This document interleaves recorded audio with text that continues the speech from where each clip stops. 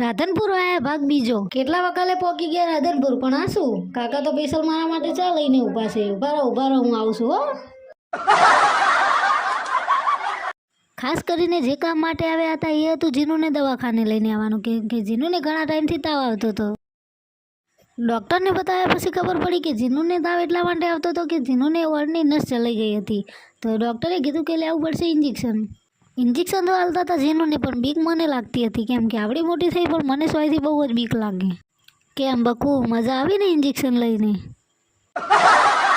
જીનુની દવા લઈને આવી ગયા. હવે અમે મરચું લેવા માટે, કેમ કે શાક બનાવવા માટે તો મરચાંની ખાસ જરૂર પડે. લો, ખાવું છે તમારે? મારા ભાઈઓ બિચારા વાઢા છે તો એમના માટે ગોતી નાખી છે મેં બૈરી. બોલ ભઈલું, આ ત્રણમાંથી તારે કઈ જોવે? ગમે એવું કામકાજ ભલે ને હોય, પણ મને ડોજું ભરાવવાનું ચાલે નહીં, એટલે આવી ગયા અમે ભેળ ખાવા માટે. તમારે ખાવી છે?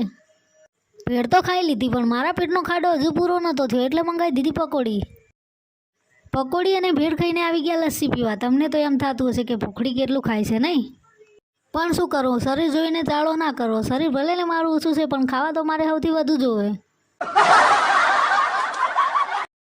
ત્યારબાદ અમે આવી ગયા કટલરી સ્ટોરમાં, કેમ કે જીનુને લેવું હતું પેન્ડલ. સારું, ચલો તાર બીજા વ્લોગમાં મળું છું. ત્યાં સુધી બાય બાય. અને તમારો ટ્વિસ્ટવાળો વિડીયો આવશે કાલના વ્લોગમાં.